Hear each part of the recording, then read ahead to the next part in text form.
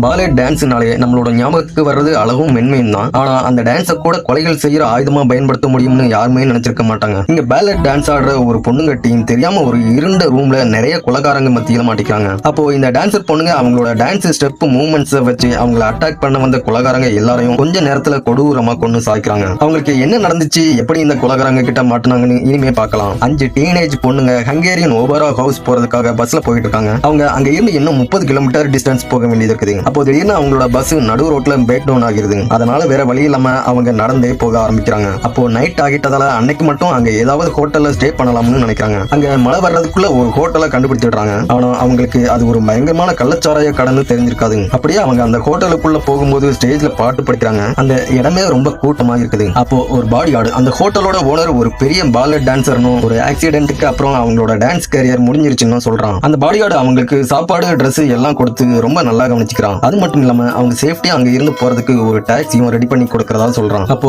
அதுல கிரேஸ்ங்கிற ஒரு பொண்ணுக்கு மட்டும் அந்த இடம் ஏதோ தப்பா இருக்குதுன்னு டவுட் வருது. அந்த சந்தேகம் அப்படியே சீக்கிரமா நிஜமாகுது. அந்த டைம்ல அந்த ஏரியாவிலேயே பெரிய ரவுடியா இருக்கிற பாட்சாங்கிற ஒருத்தன் அவனோட அடியாட்களை கூட்டுக்கிட்டு அந்த ஹோட்டலுக்குள்ள வர்றான். அவன் அந்த ஹோட்டலுக்கு வசூல் பறிக்கிறதுக்காக வந்திருப்பான். அப்போ அந்த டான்சர் பொண்ணுங்கள ஒரு பொண்ணை அவன் ஹராஸ் பண்ண ஆரம்பிக்கிறான். உடனே தன்னோட ஸ்டூடெண்ட்ஸுக்கு எதுவும் ஆகிடக்கூடாதுன்னு அவங்க டீச்சர் அவன் தடுக்கிறாங்க. அந்த சின்ன விஷயத்துக்காக அந்த ஸ்டூடெண்ட்ஸ் யாருமே எதிர்பார்க்காத டைம்ல பாட்ஷா அந்த டீச்சரை கொண்டுடுறான். அதை பார்த்த கிரேஸ் கதறி அழுகுறா. அந்த பொண்ணுங்க உடனே போலீஸ்க்கு இன்ஃபார்ம் பண்ணி கூப்பிட சொல்றாங்க. அப்போ அந்த ஹோட்டலோட ஓனர் அந்த பொண்ணுங்களுக்கு ஆறுதல் சொல்ற மாதிரி நடிச்சு போலீஸுக்கு இன்ஃபார்ம் பண்றேன், நீங்க போய் மேல இருக்கிற ரூம்ல சேஃப்டியா இருங்கன்னு சொல்லி பாடி கார்ட்ஸையும் அனுப்பி வைக்கிறான். அப்போ கிரேஸுக்கு அங்க இருக்கிறது சேஃப்டி இல்லைன்னு புரிஞ்சு சடனா திரும்பி அங்க இருந்து தப்பிச்சு ஓடுறான். சடனா ஒருத்தன் அவளை அப்படியே அடிச்சு மயக்கமடைய வச்சிடுறான். அவங்க அந்த லேடி ஓனர் சொன்ன அந்த ரூமுக்கு போய் பார்க்கும்போது அது சேஃப்டி ரூம் இல்ல, ஒரு பாதாள சிறைன்னு தெரிஞ்சு பயப்பட ஆரம்பிக்கிறாங்க. அதுக்கப்புறம் தான் அந்த ஹோட்டலை வச்சிருக்கிற லேடி ஓனரோட உண்மையான முகம் தெரிய ஆரம்பிக்குது. அவ ரிட்டையர்டான டான்சர்லாம் கிடையாது, பாம்பு மாதிரி விஷம் கொண்ட மோசமான லேடியா இருப்பான். அவளுக்கு பாட்ஷா கூட கொடுக்கல் வாங்கல் பிரச்சனை இருந்திருக்கும். இந்த சம்பவத்தோட ஆதாரங்களை வச்சு பாட்ஷா கூட அவன் பேரம் பேச ஆரம்பிக்கிறான். அவன் ஒத்துக்கிட்டதுக்கு அப்புறம் அந்த ஆதாரங்கள் எல்லாத்தையும் அழிக்கவும் அந்த டான்சர் பொண்ணுங்களை இந்த உலகத்தை விட்டே அனுப்பவும் முடிவு பண்றான். ஆனா